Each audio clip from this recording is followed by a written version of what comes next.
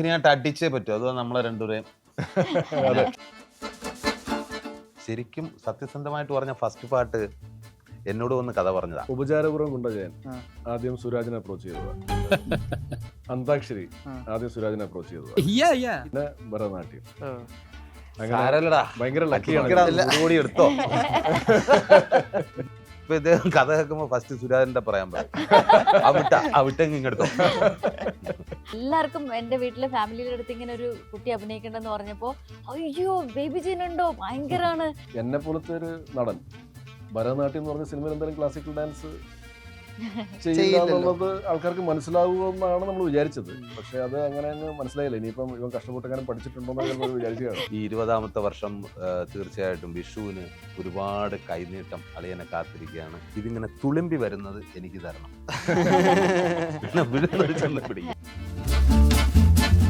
ഭരതനാട്യം 2 മോഹിനിയാട്ടം ടീമാണ് the Q അഭിമുഖത്തിൽ ഏറെ സന്തോഷത്തോടെ സ്വാഗതം ചെയ്യുന്നു. ബേബി ജീൻ, ശ്രീജ രവി, സൈജു കുറുപ്പ്, സുരാജേട്ടൻ. നമസ്കാരം. നമസ്കാരം. ഈ ഭരതനാട്യം തിയേറ്ററിൽ അടിച്ചില്ല, പക്ഷെ മോഹിനിയാട്ടം ഉറപ്പായിട്ട് തിയേറ്ററിൽ അടിക്കും എന്ന് പറഞ്ഞിട്ടാണ് ഡയറക്ടറും പറഞ്ഞിട്ടുണ്ടായിരുന്നു, സൈജുചേട്ടനും പറഞ്ഞിട്ടുണ്ടായിരുന്നു. രണ്ടും അടിക്കാനുള്ള ഇതിലാണോ പുതിയ എൻട്രീസ്? അതായത് സുരാജേട്ടനും ബേബിയും രണ്ടുപേരും പുതിയതായിട്ട് ഈ ഭരതനാട്യം ടീമിലേക്ക് കൊണ്ടുവന്ന ആൾക്കാരാണ്. ഈ രണ്ടുപേരും എങ്ങനെ എത്തപ്പെട്ടു? ഇവർക്ക് മോഹിനിയായിട്ട് അടിച്ചേ പറ്റൂ, അതോ നമ്മളെ രണ്ടുപേരെയും അല്ല, ഞങ്ങള് ദാസൻ അങ്ങനെ പറഞ്ഞിട്ടുണ്ടോന്ന് അറിയില്ല അടിക്കുമെന്ന്. ഞാൻ അടിക്കുമെന്ന് പറഞ്ഞിട്ടില്ല. ഞാൻ പറഞ്ഞത് ഞാൻ ഭയങ്കര കോൺഫിഡന്റ് ആണ് സിനിമയുടെ കാര്യത്തിൽ, ഇത് ആൾക്കാർക്ക് ഇഷ്ടപ്പെടുമെന്നുള്ളത്. ഈ അടിക്കുമെന്നൊക്കെ പറഞ്ഞാൽ നമ്മൾ ഭയങ്കര ഓവർ കോൺഫിഡൻസ് പോലെ ഫീൽ ചെയ്യും. ഞാൻ അത് പറഞ്ഞിട്ടില്ല. സോ ഐ സെഡ് ദാറ്റ് ഞാൻ 3-4 പ്രാവശ്യം സിനിമ കണ്ടിട്ടുണ്ട്. സിനിമ ഉറപ്പായിട്ടും ഒരു തിയേറ്ററിക്കൽ വ്യൂവിന് പറ്റിയ സിനിമയായിട്ട് നമ്മളിത് ഉണ്ടാക്കിയിരിക്കുന്നത്. കാരണം ഭരതനാട്യം റിലീസായ സമയത്ത് തിയേറ്ററിൽ വർക്കൗട്ട് ആവാതിരിക്കുകയും OTT വന്നിട്ട് വൻ വർക്കൗട്ട് ആവുകയും OTT കണ്ട ആൾക്കാർ കുറേ പേര് പറഞ്ഞത് കോമൺ ആയിട്ട് പറഞ്ഞ 2 കാര്യങ്ങളാണ്. ഒന്ന്, ഇത് തിയേറ്ററിക്കൽ വ്യൂ അല്ല, നമുക്ക് വീട്ടിൽ ഇരുന്ന് നമുക്ക് കാണാൻ പറ്റിയ സിനിമയാണ്. രണ്ടാമത്തത് 30 തൊട്ട് 35 മിനിറ്റിന്റെ ആ ഒരു ഇടയിലാണ് ഇത് ടേക്ക് ഓഫ് ചെയ്യുന്നത് ഈ സിനിമ. അപ്പൊ ഇത് രണ്ടും ഞങ്ങൾ കോമൺ ആയിട്ട് 2 നെഗറ്റീവ്സ് പറഞ്ഞ ഇതാണ്. അപ്പൊ നമ്മൾ ഇത് രണ്ടും പരിഹരിച്ചുകൊണ്ട് നമ്മൾ ഇപ്രാവശ്യം സിനിമ കൊണ്ടുവന്നിരിക്കുകയാണ്. ഞാൻ ദാസനോട്, കൃഷ്ണദാസനോട് ഞാൻ പറഞ്ഞു, എടാ ഈ 2 പ്രോബ്ലംസ് ആണ് നമുക്ക് മാറ്റേണ്ടത്. അപ്പം ഇപ്രാവശ്യം ടേക്ക് ഓഫ് നമുക്ക് 15 തൊട്ട് 20 മിനിറ്റ് തന്നെ ആയിരിക്കണം. പക്ഷെ അവൻ ഞെട്ടിച്ചളഞ്ഞു. അവൻ 5ാമത്തെ മിനിറ്റ് തന്നെ ആ ഒരു പരിപാടി, നമ്മുടെ പുതുതായിട്ട് വന്ന ഒരു കഥാപാത്രം, ഒരു ആക്ടർ ചെയ്യുന്ന ഒരു കഥാപാത്രം. അത് ബേബിയാണോ ആക്ടർ? അതിപ്പം പറയാൻ പറ്റില്ല. മറ്റൊന്ന് റിലീസല്ലേ. അപ്പൊ ആ ഒരു ക്യാരക്ടറിന്റെ എൻട്രിയോട് കൂടി ഈ സിനിമ ടേക്ക് ഓഫ് ചെയ്യും. പിന്നെ ഈ സിനിമ താഴത്തേക്ക് വരില്ല. ഈ സിനിമയുടെ ഗ്രാഫ് ഇങ്ങനെ മേലോട്ട് തന്നെ പോകും ക്ലൈമാക്സ് വരെ. അങ്ങനെയാണ് നമ്മുടെ ഒരു അനുമാനം. സോ ഇതിന്റെ മൊത്തം ഡിസൈനിങ് തിയേറ്ററിക്കൽ വ്യൂയിങ് വേണ്ടിയിട്ടുള്ളതാണ്. അതിന്റെ മ്യൂസിക്കും റീ റെക്കോർഡിങ്ങും ഒക്കെ, ബാക്ക്ഗ്രൗണ്ട് സ്കോർ ഒക്കെ അതിനനുസരിച്ചുള്ളതാണ്. അതെ. ബേബി 5ാം മിനിറ്റിലാണോ പടത്തിലേക്ക് എൻ്റർ ആവുന്നത്? അല്ലല്ല, ഏതാ ഐഡിയ? അങ്ങനെയല്ല, 2-3 പുതിയ 4 ക്യാരക്ടേഴ്സ് ഉണ്ടല്ലോ. ഞാനുണ്ട്, സുരാജ് ചേട്ടനുണ്ട്, ജഗദീഷ് ചേട്ടനുണ്ട്, വിനയ് ചേട്ടനുണ്ട്, മിസ്റ്റർ സേട്ട്, ബാലേന്ദ്രൻ ചുള്ളിക്കാട്, സന്തോഷ് ഗുരുവായൂർ. അങ്ങനെ നമുക്ക് കുറെ അഡീഷൻസ് ഉണ്ട് ഇപ്രാവശ്യം. സുരാജ് ചേട്ടൻ എന്താ ഈ ഭരതനാട്യം കണ്ട് ആസ്വദിച്ച ഒരാളിൽ ഉള്ള ആളാ? മീൻസ് തിയേറ്ററിൽ ആസ്വദിക്കപ്പെട്ട പറ്റിയിരുന്നോ? മോഹിനിയാട്ടത്തിലേക്കൊക്കെ വന്നപ്പോ എങ്ങനെയായിരുന്നു? തിയേറ്ററിലല്ല ഭരതനാട്യം കണ്ടത്, OTT-ലാണ്. അത് ആ സമയത്ത് OTT-ലായിരുന്നു അത് വൻ ഹിറ്റ്. കാര്യം പറഞ്ഞ പോലെ വീട്ടിലിരുന്ന് കണ്ട് എല്ലാ കുടുംബസമേതം ഇരുന്ന് കാണാൻ പറ്റിയ ഒരു മനോഹരമായ സിനിമയായിരുന്നു. അതിൻ്റെ സെക്കൻഡ് പാർട്ട് മോഹിനിയാട്ടം എന്ന് പറഞ്ഞപ്പോൾ ശരിക്കും സത്യസന്ധമായിട്ട് പറഞ്ഞ ഫസ്റ്റ് പാട്ട് എന്നോട് വന്ന് കഥ പറഞ്ഞതാ. ഫസ്റ്റ് പാർട്ട് ഭരതനാട്യത്തില്. പക്ഷെ എനിക്കത് ആദ്യം അതങ്ങോട്ട്, പിന്നീട് അവര് വീണ്ടും അതിലിരുന്ന് പിന്നെയാണ് ഇദ്ദേഹം അത് ചെയ്യുന്നത്. വരുന്നതിന് മുന്നേ ഏത് റോളിന്? ശശിയുടെ ക്യാരക്ടർ. ആക്ച്വലി പുറത്തുവിടാത്ത രഹസ്യം. വേറെ ഞെട്ടിക്കുന്ന കാര്യം ഞാൻ പറയട്ടെ. ഉപചാരപൂർവ്വം ഗുണ്ടജയൻ ആദ്യം സുരാജിനെ അപ്രോച്ച് ചെയ്തതാ. അതെ, ഓക്കെ. അന്താക്ഷരി ആദ്യം സുരാജിനെ അപ്രോച്ച് ചെയ്തതാ. എനിക്ക് ആക്ച്വലി വിപിൻ അന്താക്ഷരിയുടെ ഒരു പിച്ച് ഡെക്ക് അയച്ചു തരുമ്പം, അല്ല I mean first look poster അയച്ചു തരുമ്പം അതിന്റെ സുരാജാണ് പോലീസായിട്ട് ബുള്ളറ്റിലിരിക്കുന്നത്. ഓ പിന്നെ ഭരതനാട്യം. ഓ അങ്ങനെ സാരല്ലടാ, ഭയങ്കര അടിക്കടാ, ലക്കിയാണ്. 100 കോടി എടുത്തോ. ഇന്ന് കാണുന്ന ഇപ്പൊ സൈജു കുറുപ്പാവാൻ ഇദ്ദേഹം കാരണം കഥ- സുരാജ് ചേട്ടനാ. ഇപ്പൊ ഇദ്ദേഹം കഥ കേൾക്കുമ്പോ ഫസ്റ്റ് സുരാജിന്റെ പറയാൻ പറയും, അവിട്ടെങ്കിൽ ഇങ്ങെടുത്തോ. ഇല്ല, അത് വീണ്ടും എന്നോട് പറഞ്ഞതിനേക്കാളും ഗംഭീരമാക്കി പിന്നെ വർക്ക് ചെയ്തിട്ടാ ചെയ്തത്. അപ്പൊ അന്ന് തൊട്ട് എനിക്ക് അതെ, ആഗ്രഹം ശരി. ഉണ്ടായിരുന്നു, ഇതിന്റെ ആള് കൃഷ്ണദാസ് അടിപൊളിയാണല്ലോ. ആ. അപ്പൊ സെക്കൻഡ് മോഹിനിയാട്ടത്തിന്റെ കഥ എന്ന് പറഞ്ഞപ്പോ എനിക്ക് അടിപൊളിയാണല്ലോ. ഫസ്റ്റിനേക്കാൾ എനിക്ക് മോഹിനിയാട്ടം ഉം. ഭയങ്കരമായിട്ട് ഇഷ്ടമായി. എൻ്റെ ക്യാരക്ടറും ഓരോ കഥാപാത്രങ്ങളും ഇഷ്ടം പോലെ ആക്ടേഴ്സ് ഉണ്ട്, എല്ലാവരും ഗംഭീര പെർഫോമൻസാ. ഉം. ബേബിജൻ, ഉം. അളിയൻ, ചേച്ചി ഒന്നും പറയണ്ട, എല്ലാവരും. ഒരു ചെറിയ ക്യാരക്ടർ വന്ന ആൾക്കാർ പോലും ഉം. ഗംഭീരമായിട്ട് കൃഷ്ണദാസ് അത് ചെയ്യിപ്പിച്ചിട്ടുണ്ട്. ഉം. ശ്രീ ചേച്ചി, ഈ ഭരതനാട്യത്തിലേക്ക് മോഹിനിയാട്ടത്തിലേക്ക് വരുമ്പോൾ ഇപ്പോൾ ബഡ്ജറ്റ് ഒരു 2 to 3 times കൂടുന്നുണ്ട്, ആ. കോമഡി 2 to 3 times കൂടുന്നുണ്ട്, ഈ പറഞ്ഞ പോലെ ഹുക്ക് പോയിന്റ് 5 മിനിറ്റിലേക്ക് വന്നു, അങ്ങനത്തെ കുറെ ചേഞ്ചസ് ഉണ്ട്. ഏത് സെറ്റാണ് ഏറ്റവും അടിപൊളി? ഭരതനാട്യമായിരുന്നോ മോഹിനിയാട്ടമായിരുന്നോ? ചേച്ചിയോടാകുമ്പോൾ ജെന്യൂൻ ആയിട്ട് കിട്ടുമല്ലോ. അല്ലേ, എനിക്ക് 2 സെറ്റും ഒരേപോലെ ഫീൽ ചെയ്തത്. ഹോംലി ആയിട്ട് തന്നെയാണ് തോന്നിയത്. ഉം. കൂടുതൽ ആക്ടേഴ്സ് ഇവരെല്ലാം നമുക്ക് ഇദ്ദേഹത്തെ മാത്രമേ എനിക്ക് പരിചയമില്ലാതെ ഉണ്ടായിരുന്നുള്ളൂ. ആ. എല്ലാവർക്കും എൻ്റെ വീട്ടിലെ ഫാമിലിയുടെ അടുത്ത് ഇങ്ങനെ ഒരു കുട്ടി അഭിനയിക്കണ്ടെന്ന് പറഞ്ഞപ്പോൾ അയ്യോ ബേബി ജീനുണ്ടോ, ഭയങ്കരാണ്, ആ. അങ്ങനെ ഇങ്ങനെയൊക്കെ ഒരുപാട് കാര്യങ്ങൾ പറഞ്ഞു. പക്ഷെ എനിക്ക് അറിയില്ലായിരുന്നു ആ. ഇദ്ദേഹം റാപ്പും അതും ഇതൊക്കെ ആയിട്ട് ഭയങ്കര ഫേമസ് ആണെന്നുള്ള എനിക്ക് അറിയില്ല. അപ്പോൾ ഞാൻ വിചാരിച്ച് ഇദ്ദേഹം പിന്നെ സെറ്റിൽ ഭയങ്കര ജാട ഇട്ടിട്ടൊക്കെ നടക്കായിരിക്കും. എനിക്ക് എന്നെ പരിചയമില്ലാത്തതുകൊണ്ടാണ് മിണ്ടാതിരുന്നത്. ആരുമായിട്ടും അങ്ങനെ വലിയൊരു അടുപ്പം തോന്നിയിരുന്നില്ല തുടക്കത്തില്. പിന്നെ നല്ല സെറ്റായി. ഉം. അപ്പൊ അങ്ങനെ എല്ലാവരും എന്താ പറയാ, ഒരു ഫാമിലി തന്നെയായിരുന്നു അവിടെ. ഭരതനാട്യവും ശരി മോഹിനിയാട്ടവും ശരി. ബഡ്ജറ്റ് കൂടിയാലും അതിൻ്റെതായ ഒരു എന്താ പറയാ, നമുക്ക് യാതൊരു കുഴപ്പം ഭരതനാട്യത്തിലും ഉണ്ടായിരുന്നില്ല, മോഹിനിയാട്ടത്തിലും ഉണ്ടായിരുന്നില്ല. ഒരു ആക്ടർ എന്ന നിലയ്ക്ക് ഞങ്ങളുടെ നമ്മുടെ ഫെസിലിറ്റീസിലോ ഒന്നിലും അവരെവിടെയും ഒരു പോരായ്മ ഉണ്ടായിട്ടില്ല. Everything was as normal as Bharatanatyam. ഇപ്പൊ ചേച്ചി പറഞ്ഞ പോലെ ഈ ജിംഖാനയിൽ വരുമ്പോ ആ ക്യാരക്ടറിന് ഒരു സ്വാഗ് ഉണ്ട്, ഒരു ആറ്റിറ്റ്യൂഡ് ഉണ്ട്. ബേബിയുടെ ഇപ്പൊ ഈ പുറത്ത് കാണുന്ന ക്യാരക്ടറിന്റെ കുറച്ചൊക്കെ സിമിലർ ആണ് ജിംഖാനയിൽ. പക്ഷെ ഇതിലേക്ക് വരുമ്പോൾ ഭയങ്കര നാടൻ ക്യാരക്ടറാണ്. ഈ കയ്യിൽ കൊടുത്ത് ലുക്കേ ചേഞ്ച് ആണ്, ബേബി ആണെന്ന് പോലും തിരിച്ചറിയുന്നില്ല, അങ്ങനത്തെ പരിപാടി. അത് അങ്ങനത്തെ ഒരു ക്യാരക്ടറിലേക്ക് അഭിനയിക്കാൻ വരുന്നത് എങ്ങനെയാണ്? അത് ഭയങ്കര പാടായിരുന്നോ ഇന്നാവാൻ? ഇല്ല, ഞാനിപ്പോ നമ്മള് ശരിക്കും ബേബിജനെ അറിയാത്ത അതാ അല്ല, അവൻ നാടൻ കഥാപാത്രമായിട്ട് ബേസിക്കലി അവനിലൊരു സ്വാഗ് ഉണ്ട്. ആ സ്വാഗ് ഓട്ടോമാറ്റിക്കലി അവൻ ചെയ്യുമ്പോഴത്തേക്ക്, ഇപ്പം ഗ്രാമീണ കഥാപാത്രം ചെയ്തിരിക്കണം, നമ്മൾ അങ്ങനത്തെ ഒരു ലുക്കിൽ കണ്ടിട്ടില്ല, പക്ഷെ definitely there is A swag. ആൾക്കാർ ഇഷ്ടപ്പെടും. ആൻഡ് ഇരുത്തിക്കൊണ്ട് പറയില്ല, ഇവനെ ഇരുത്താണ്ട് ഞാൻ പല ഇന്റർവ്യൂസിലും പറഞ്ഞിട്ടുണ്ട്. കേൾക്കാണ്ട് one actor who has definitely scored in this movie. ഭയങ്കര രസമായിട്ടാണ് എക്സിക്യൂട്ട് ചെയ്തിരിക്കുന്നത്. എന്താ വെച്ചാൽ സുരാജിന്റെയും വിനയ് ഫോർട്ട് അല്ലെങ്കിൽ ജഗദീഷ് ചേട്ടൻ്റെ ഒക്കെ ഒരുപാട് കഥാപാത്രങ്ങൾ നമ്മൾ കണ്ടുള്ളതാണ്. He's relatively new. അപ്പോൾ നമ്മളിപ്പം 1-2 പടങ്ങളിൽ ഇപ്പം ഒരു പടമല്ലേ, ഇത് മൂന്നാമത്തെ മൂവി. അപ്പം അധികം കണ്ടിട്ടില്ല നമ്മള് ബേബിയുടെ. അതുകൊണ്ടാണ് ഞാൻ എടുത്തു പറയുന്നത്. ഭയങ്കര രസമായിട്ടാണ് എക്സിക്യൂട്ട് ചെയ്തിരിക്കുന്നത്. ഇപ്പൊ ട്രെയിലർ കണ്ടാൽ തന്നെ അറിയാലോ, ഒരു നമ്മൾ കാണാത്തൊരു ബോഡി ലാംഗ്വേജും. ഇപ്പൊ ഈ അമ്മായിയെ വിളിക്കുന്നുണ്ട്, ഈ അമ്മായി എന്ന് സംബോധന ചെയ്യുന്ന ഒരു സ്റ്റൈലുണ്ട് ഇവന്റെ. അതൊക്കെ ഭയങ്കര രസമായിട്ട് എനിക്ക് ഫീൽ ചെയ്തത്. സോ അത് ഓഡിയൻസിന് അത് ഭയങ്കരമായിട്ട് സ്ട്രൈക്ക് ചെയ്യും എന്നുള്ളതാണ് എന്റെ വിശ്വാസം. അത് ഒരു പർട്ടിക്കുലർ സ്റ്റൈലാണ് അത്. അതങ്ങനെ പുതിയതായിട്ട് അവിടെ താമസിച്ച അങ്ങനെ ഒരു ടൈപ്പ് ഓഫ് തൃശ്ശൂര് എന്നുള്ള രീതിയിലൊക്കെ മൊത്തത്തിൽ അങ്ങനെ പിടിച്ചാണ്.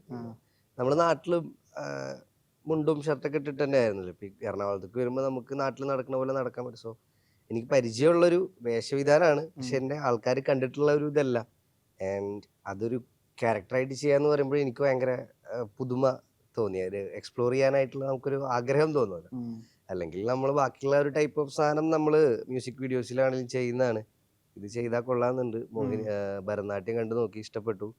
അപ്പം പിന്നെ ഞാൻ ദാസേട്ടനെ വിളിച്ചു, ഒന്നും കൂടി ഡീറ്റെയിൽഡ് ആയിട്ട് അതിനെ കുറിച്ചിട്ട് തിരക്കി, മൂവിനെ കുറിച്ചിട്ട്. എന്നിട്ട് ഞാൻ അങ്ങനെ ഇന്നാവുകയാണ്. അപ്പം അതിൻ്റെ മെയിൻ റീസൺ എന്ന് പറഞ്ഞു കഴിഞ്ഞാൽ ഈ ഭരതനാട്യം മൂവിയും പിന്നെ രണ്ടാമത്തെ ഒരു കാര്യം എൻ്റെ അതിലുള്ള ഒരു കോൺട്രാസ്റ്റ് കഥാപാത്രം എന്നുള്ളതായിരുന്നു. ഓക്കെ ആയിരുന്നു.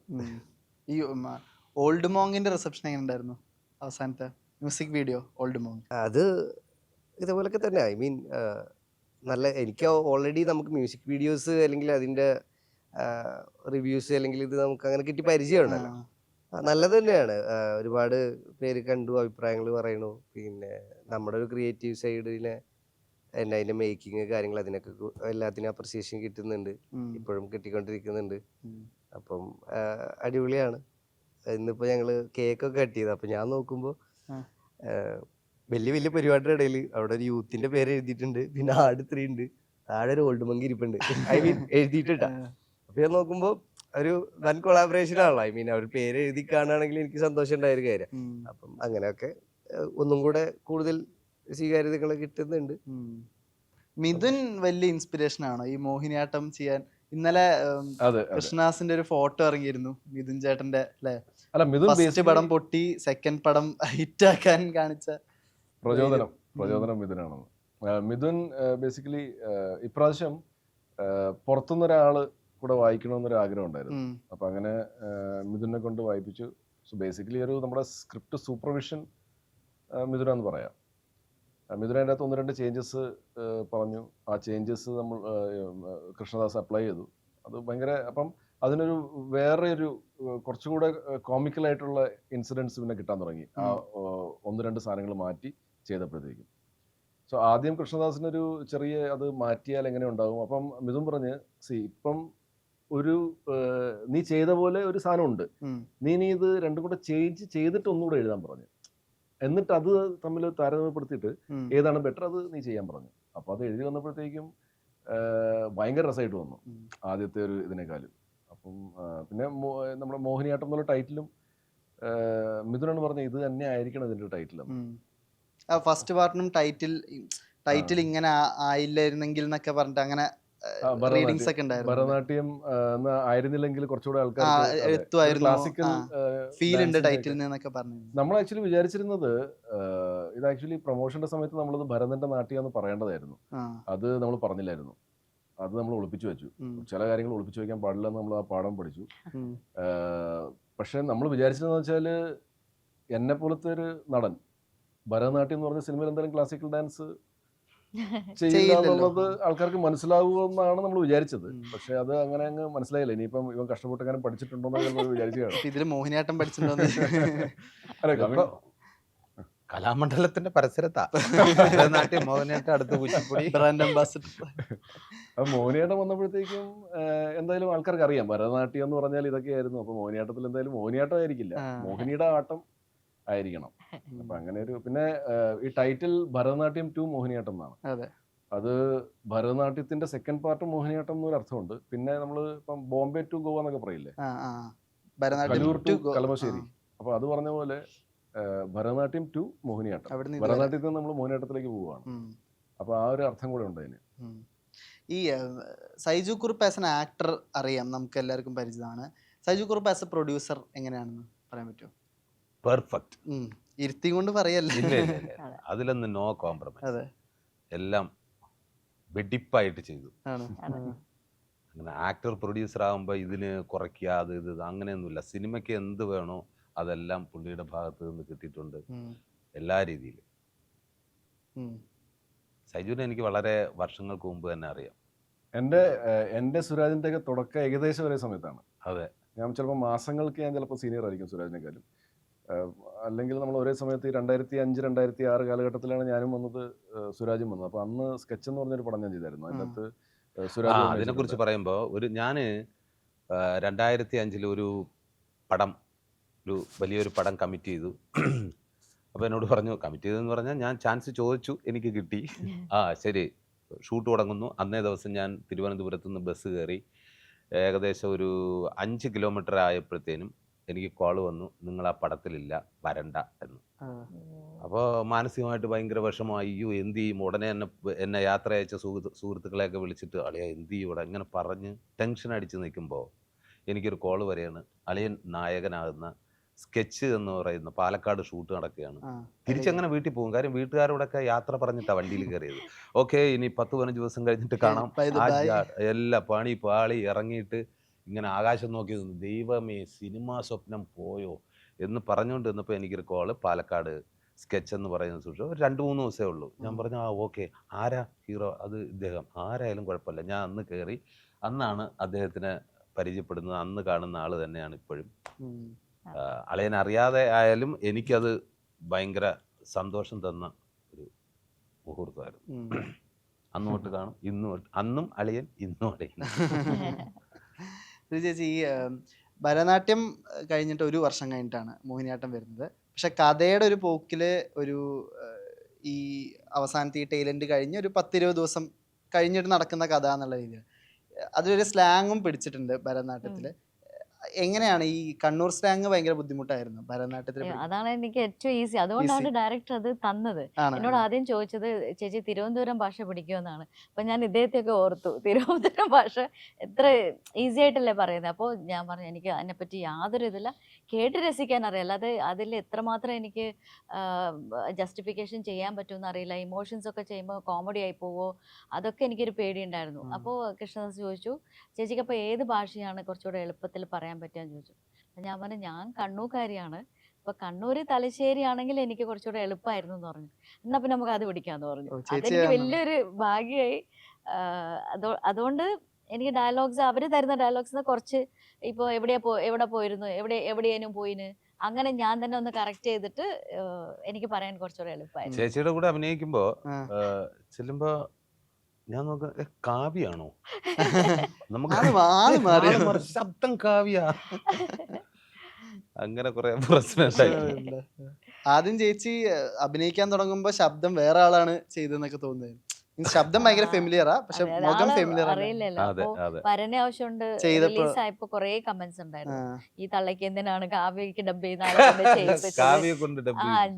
ഈ ജോലിക്കാരിക്ക് കാവ്യയുടെ ശബ്ദം ആവശ്യമായിരുന്നു, അങ്ങനെ ഇങ്ങനെയൊക്കെ പറഞ്ഞ് കൊറേ എന്നെ ചീത്ത വിളിച്ചോണ്ടുണ്ടായിരുന്നു. പക്ഷെ ഇപ്പൊ അത് കൊറേ സിനിമകള് വരുമ്പോ ഫെമിലിയർ ആവുമ്പോ ആരും അങ്ങനെ പറയുന്നില്ല, ആളെന്നുള്ളത് അക്സെപ്റ്റ് ആയി തോന്നുന്നു. ഈ ക്രൈം ഒരു ഫാക്ടറായിട്ട് വരുന്നുണ്ടല്ലോ. ഇപ്പൊ ഫസ്റ്റ് ഭരതനാട്യം റിലീസ് സമയത്ത് ഓർമ്മയുണ്ട്, സിനിപോളിസ് ഫസ്റ്റ് ഡേ ഞാൻ കാണാൻ പോയിരുന്നു. അപ്പോൾ 2 റോയിലെ ആൾക്കാരുണ്ടായിരുന്നുള്ളൂ. അന്ന് ഉച്ചയ്ക്കാണ് കൃഷ്ണദാസിൻ്റെ ഇൻ്റർവ്യൂ എടുക്കുന്നത്, ഫസ്റ്റ് റിലീസിന് കഴിഞ്ഞ സമയത്ത്. കൃഷ്ണദാസ് ഇങ്ങനെ പറഞ്ഞു കുഴപ്പമില്ല, പിക്കപ്പായി വരും, പിന്നെ ഇത്തരം സിനിമകൾ വേർഡ് ഓഫ് മൗത്ത് വഴിയാണല്ലോ, അപ്പോൾ അങ്ങനൊരു കോൺഫിഡൻസ് ഉണ്ട് എന്നൊക്കെ പറഞ്ഞു. പിന്നെ OTT ഒക്കെ റിലീസിന് കഴിഞ്ഞിട്ടാണ് ഇവരുടെ കാക്കനാട് NGO കോട്ടസ്റ്റ് ഇടയ്ക്ക് കൃഷ്ണദാസിനെ കാണും. അപ്പോൾ പുള്ളി വീണ്ടും പറയും അടുത്ത പടത്തിലേക്കുള്ളതുണ്ട്, ഒരു ജോണർ ഷിഫ്റ്റ് വന്നിട്ടുണ്ട് എന്ന് ഭയങ്കര എക്സൈറ്റഡ് ആയിട്ടാണ് പറഞ്ഞത്. ഈ ജോണർ ഷിഫ്റ്റും ക്രൈമും എത്തിയത് ഭയങ്കര എക്സൈറ്റ്മെന്റ് ആണോ ഈ കഥയില്? പിന്നെ അത് കുറച്ചുകൂടെ ഒരു 3 മടങ്ങ് ഭരതനാട്യത്തിനേക്കാളും നന്നാക്കി ഈ ക്രൈം കൂടെ വന്നപ്പോഴത്തേക്കും. പക്ഷെ ഈ ക്രൈം ത്രില്ലർ അങ്ങനെയൊക്കെയുള്ള പരിപാടികൾ ഉണ്ടെങ്കിൽ തന്നെ ഇതെല്ലാം നമ്മൾ ഹാസ്യരൂപേണയാണ് പറഞ്ഞിരിക്കുന്നത്, നർമ്മത്തിൽ പൊതിഞ്ഞാണ് നമ്മൾ പറഞ്ഞിരിക്കുന്നത്. അപ്പോൾ ഈ ടേക്ക് ഓഫ് കഴിഞ്ഞ് കഴിഞ്ഞാൽ 5ാമത്തെ വീട്ടിൽ ടേക്ക് ഓഫ് എന്ന് പറഞ്ഞില്ലേ, ആ ടേക്ക് ഓഫ് കഴിഞ്ഞ് കഴിഞ്ഞാൽ നമുക്കിനി അടുത്ത് എന്താണ് സംഭവിക്കാൻ പോകുന്നത്, ഇതിൻ്റെ ഒരു ഭയങ്കര ത്രില്ലടിപ്പിക്കുന്ന അല്ലെങ്കിൽ ഒരു ആകാംക്ഷ നമുക്കിങ്ങനെ ജനറേറ്റ് ചെയ്യും. പക്ഷെ ഇത് അതിൻ്റെ കൂടെ തന്നെ ഹ്യൂമറും വർക്കായിക്കൊണ്ടിരിക്കും. സിറ്റുവേഷൻ. സോ നമ്മുടെ ഒരു ഉദ്ദേശം എന്താണെന്ന് വെച്ചാൽ നമുക്ക് കഴിഞ്ഞ പ്രാവശ്യത്തെ പോലെ പറ്റില്ല, ഇത് തിയേറ്ററിക്കൽ വ്യൂയിങ് തന്നെ, ആ ഒരു എക്സ്പീരിയൻസ് തന്നെ ആൾക്കാർക്ക് കിട്ടണം. അത് ആ തോട്ട് പ്രോസസ്സിൽ നിന്ന് തന്നെയാണ് നമ്മളിത് ഡിസൈൻ ചെയ്തിരിക്കുന്നത്. ഡിസൈനിൽ തന്നെ ആ തിയേറ്റർ എന്നുള്ളൊരു ഡെഫിനറ്റ്ലി. ആൻഡ് നേരത്തെ പറഞ്ഞ പോലെ ആ team is confident, I am really confident. അടിക്കുമെന്ന് ഞാൻ പറയുന്നില്ല, പക്ഷേ we are very confident about the movie. ആൾക്കാർക്ക് ഇഷ്ടപ്പെടും. പിന്നെ നിങ്ങൾ പറഞ്ഞ പോലെ, അതായത് ഞങ്ങൾ പറഞ്ഞു എന്ന് പറയണ പോലെ അടിച്ചാൽ ഭയങ്കര സന്തോഷം. അത് ഇപ്പോൾ അളിയൻ അഭിനയം തുടങ്ങിയിട്ട് 20 വർഷം അല്ലേ, ഏതോ ഒരു ഇതിൽ സംസാരിച്ചില്ല, എൻ്റെ 20ാമത്തെ വർഷം ഞാൻ കേട്ടിരുന്നു. ശരിയാണ്, 20 വർഷമായി. ഈ 20ാമത്തെ വർഷം തീർച്ചയായിട്ടും വിഷുവിന് ഒരുപാട് കൈനീട്ടം അളിയനെ കാത്തിരിക്കുകയാണ്. ഇതിങ്ങനെ തുളുമ്പി വരുന്നത് എനിക്ക് തരണം. 100% അത് സംഭവിക്കും തിയേറ്ററിൽ. ആൾക്കാർ ഇപ്രാവശ്യം 20ാമത്തെ വർഷം ഇദ്ദേഹത്തിന് കൈനിറയെ കൈനീട്ടങ്ങൾ കിട്ടട്ടെ ആഗ്രഹിക്കുന്നു. ഈ കോമഡികൾ പലതരം ആണല്ലോ. ഇപ്പൊ ആടിലൊക്കെ പറയുന്ന പോലെ ക്യാരക്ടേഴ്സ് ഈ പറഞ്ഞ പോലെ മണ്ടത്തരങ്ങളാണ് കാണിക്കുന്നത്, ക്യാരക്ടേഴ്സ് മണ്ടന്മാരാണ്, തരത്തിലുള്ള കോമഡികളുണ്ട്. ഭരതനാട്യത്തിലൊക്കെ പോലെ ക്യാരക്ടേഴ്സ് സാധാരണ ക്യാരക്ടേഴ്സാണ്, സിറ്റുവേഷനും നോർമൽ സിറ്റുവേഷനാണ്, പക്ഷേ നമുക്ക് ചിരി വരുന്നു എന്നുള്ള രീതിയിൽ. ഇതിലെന്താ കോമഡി? ഏത് തരത്തിലുള്ള കോമഡിയാണ്? കോമഡി എന്ന് പറയുമ്പോൾ സിറ്റുവേഷൻ ആണ്, അല്ല വെർബൽ ഹ്യൂമറിന് അധികം ചാൻസ് ഇല്ല. വേണം, പക്ഷെ ആ സിറ്റുവേഷൻ കൂടെ ഉണ്ടെങ്കിലേ ആ ഹ്യൂമർ നമുക്ക് ശരിക്കും ആസ്വദിക്കാൻ പറ്റും. ഇതിൽ നിറയെ ഇഷ്ടം പോലെ സിറ്റുവേഷൻ ഉണ്ട്. കാരണം കുറച്ചുകൂടി ഒരു eventful ആണ്. അത് പറയാൻ പാടില്ല അല്ലേ, ഒരു ക്രൈം നടക്കുകയാണ്. ഒരു സാധാരണ ഫാമിലിയിൽ ഒരു ക്രൈം നടന്നാൽ എന്തായിരിക്കും അവസ്ഥ? നമ്മുടെ ഇതിന്റെ ദൃശ്യത്തിന്റെ ശരിക്കും ആ സ്പൂഫ് ട്രെയിലറിൽ ട്രെയിലറിൽ അല്ല കേട്ടോ. ദൃശ്യം സ്പൂഫ് അല്ല. ട്രെയിലർ മാത്രം അങ്ങനെ ആൾക്കാര് design ചെയ്തു. ട്രെയിലർ കണ്ടിട്ട് അങ്ങനെ കുറച്ച് പേരെങ്കിലും പറഞ്ഞായിരുന്നു. അതെ, പടം മൊത്തം അതാണോ? ഇല്ല അത് ദൃശ്യം ഇല്ല, ഇല്ല. spoof അല്ല. ഇതൊരു എൻറ്റയർലി ഡിഫറെന്റ് ഒരു ഇതാണ്. ഉം. ആൻഡ് ഓഫ് കോഴ്സ് നമ്മൾ ഒരു ക്രൈം നടക്കുന്നു. ഓരോ കഥാപാത്രത്തിന്റെ പ്രഷർ ആ സിറ്റുവേഷനിൽ അങ്ങനെയാ. എന്ത് ചെയ്യും എന്നുള്ളൊരു മാനസികാവസ്ഥ. അവിടെ നല്ല രസകരമായിട്ടുള്ള വെർബൽ ഹ്യൂമറുകളും സിറ്റുവേഷൻ ഹ്യൂമറും കൊണ്ട് മാത്രം ആദ്യത്തെ ഒരു 5 മിനിറ്റ് കഴിഞ്ഞാൽ പിന്നെ നമ്മൾ അതിനകത്ത് ഹുക്കാവും. കറക്റ്റ് സമയത്ത് ആ ഹുക്ക് പോയിന്റ് ഒക്കെ ഇട്ടിരിക്കുന്നത് രസകരമായിട്ട് വന്നിട്ടുണ്ട്. ഇതിൻ്റെ അകത്ത് വേറെ ട്രെയിലർ കണ്ടു കഴിഞ്ഞപ്പോഴത്തേക്കും വിനയ് ഫോർട്ട് താടി വെച്ച പോലീസുകാരെ നമ്മൾ കാണാറില്ല. അപ്പൊ എന്തുകൊണ്ട് താടി വെച്ചു? അപ്പൊ അതിനൊരു ഇതെന്താന്ന് വെച്ചാല് എക്സ്പ്ലനേഷൻ എന്താന്ന് വെച്ചാല് പുള്ളി പണ്ട് ഏതോ മരുന്ന് ഏതോ സ്കിൻ ക്രീം യൂസ് ചെയ്തിട്ട് പുള്ളിക്ക് പാണ്ട് വന്നു. അപ്പൊ അത് ആക്ച്വലി നമ്മൾ ട്രെയിലറിൽ ശ്രദ്ധിച്ചറിയാം. പുള്ളിയുടെ താടിയുടെ മേളിലും ആ പാണ്ട് ഇങ്ങനെ വന്നിട്ടുണ്ട്, പക്ഷെ അവിടെ രോമം കളിക്കില്ല, അതുകൊണ്ട് അത് എക്സ്പോസ്ഡ് ആണ്. പക്ഷെ അടിയിൽ നല്ല പാണ്ടുണ്ട്. അപ്പൊ അത് കവർ ചെയ്യാൻ വേണ്ടിയാണ്. അപ്പൊ അങ്ങനെ ചെയ്യാൻ പറ്റുമെന്നാണ് നമ്മൾ അന്വേഷിച്ചപ്പോഴത്തേക്കും അറിഞ്ഞത്. അപ്പൊ നമ്മൾ അങ്ങനെ ഒരു ക്യാരക്ടറൈസേഷൻ കൊടുത്തു.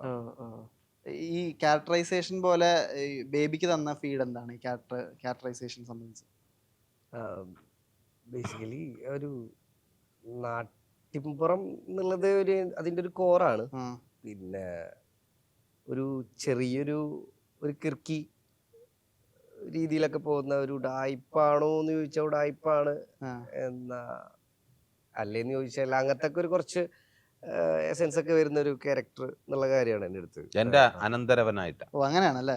ഈ ഭരതനാട്യം കണ്ടായിരുന്നു അതിൻ്റെ അകത്ത് അഭിരാമിന്റെ ക്യാരക്ടർ ഇല്ലേ, കോക്കിനെസ് ഉണ്ട്, അതിനേക്കാളും കുറച്ചുകൂടെ കൂടിയ ഐറ്റമാണ് ഇദ്ദേഹം ചെയ്യുന്ന ക്യാരക്ടർ.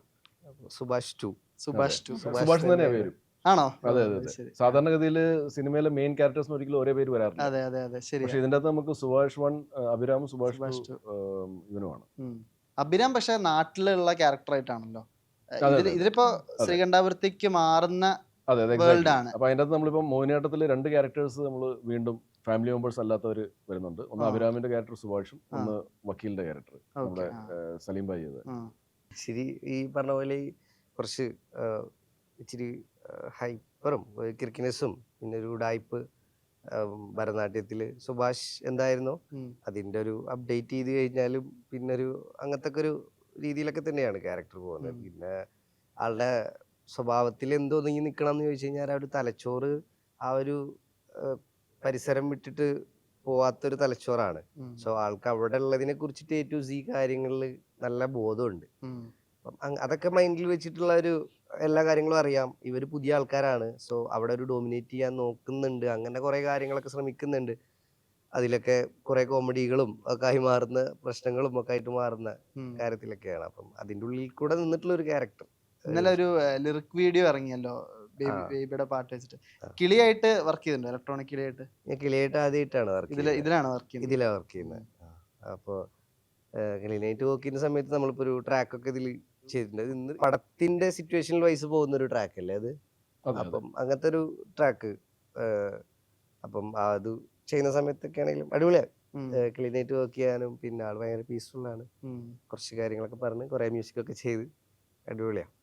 അപ്പോൾ അവസാനമായിട്ട് വിഷുവിന് മോഹിനിയാട്ടം വരുന്നു, എന്താണ് പറയാനുള്ളത്? പ്രേക്ഷകരോട് പറയാനുള്ളത് എന്താണ്, ഫുൾ ഫൺ മൂവിയാണ്. ആൾക്കാർക്ക് ചിരിക്കാൻ വേണ്ടി ഒരു സകുടുംബം തിയേറ്ററിൽ വന്നിട്ട് A to Z ചിരിക്കാൻ പറ്റും. ഈ മാസം എനിക്ക് തോന്നുന്നു ചിരിയുടെ വാഴ 2 യൂത്ത് വന്നു. യൂത്ത് അത് ഭയങ്കര, അത് ഞാൻ പറയാൻ മറന്നുപോയി. യൂത്ത് കണ്ടപ്പോൾ ഭയങ്കര ഇൻട്രസ്റ്റിംഗ് ആയിരുന്നു. അതിലെ ക്യാരക്ടർ പടവും ഭയങ്കരമായിട്ട് സ്വീകരിക്കപ്പെട്ടു അല്ലേ? ഗംഭീരായിരുന്നു. അപ്പൊ കാണാത്തവർ യൂത്തും കാണുക, ഇപ്പോഴും തിയേറ്ററിലുണ്ട്. പിന്നെ വാഴ 2 അത് കഴിഞ്ഞ് ഇനി നിങ്ങൾക്ക് ഗംഭീരമായിട്ട് ചിരിക്കാൻ പറ്റുന്ന ഒരു ഫാമിലിയോടെ വന്ന് കാണാൻ പറ്റുന്ന ഒരു ഉഗ്ര സിനിമയാണ്. ചിരിച്ച് ഹാപ്പി ആയിട്ട് പോവാം. ചില പടങ്ങൾ കണ്ടിറങ്ങുമ്പോൾ നമുക്ക് ഭയങ്കര ഭാരമായിരിക്കും മനസ്സിന്. ഈ ഇന്നത്തെ കാലത്ത് ഈ വയലൻസ് ഒരുപാടുള്ള സിനിമകളുണ്ടല്ലോ, അതൊക്കെ കണ്ട് ഇറങ്ങുമ്പോൾ നമുക്കൊരു സന്തോഷം ഉണ്ടാവില്ല. ഒരു ഇവന്റ് കണ്ടു എന്നുള്ളൊരു ഫീൽ അല്ലാതെ, പക്ഷെ ഈ പടം കണ്ട് ഇറങ്ങുമ്പോൾ എന്തായാലും എല്ലാവർക്കും അങ്ങോട്ടും ഇങ്ങോട്ടും നോക്കി ചിരിക്കാനും ഇതിനെപ്പറ്റി സംസാരിക്കാനും ആ ഒരു ഹാപ്പിനെസ് ഉണ്ടാവും. ഷുവർ. നിങ്ങള് തരുൺ മൂർത്തിയിട്ട് ഒരു പോസ്റ്റ് കണ്ടായിരുന്നു. അതെ അതെ അതെ. സോ തരുണും വൈഫും ഇന്നലെ ക്യൂബിലും അപ്ലോഡ് ചെയ്യുമ്പോഴത്തേക്കും അവിടെ കണ്ടിരുന്നു. So he just love the movie. എനിക്കും മെസ്സേജ് ചെയ്തിരുന്നു. ആൻഡ് ഫേസ്ബുക്കിൽ ഇൻസ്റ്റയിലും ഇട്ട് ഇത് വായിച്ചാൽ തന്നെ അറിയാം. So that's the movie. അപ്പം നമ്മൾ പറയുന്ന പോലെ അല്ല, ഇപ്പം പുള്ളി അസോസിയേറ്റഡ് അല്ല നമ്മുടെ മൂവിയായിട്ട്, പക്ഷെ അദ്ദേഹം അത് കണ്ടു. എന്നിട്ട് അദ്ദേഹത്തിന് എന്താണ് ഫീൽ ചെയ്തത്, അല്ലെങ്കിൽ അദ്ദേഹത്തിൻ്റെ വൈഫിനും രണ്ടുപേരും കൂടെ എന്താ ഫീൽ ചെയ്തത്, അതാണ് അദ്ദേഹം പോസ്റ്റായിട്ട് ഇട്ടിരിക്കുന്നത്. So that's the movie. Vishu Mohiniyattam തൂക്കട്ടെ ആശംസിക്കുന്നു. എല്ലാവിധ താങ്ക്സ്. Thank you. ഒരുപാട് സന്തോഷം.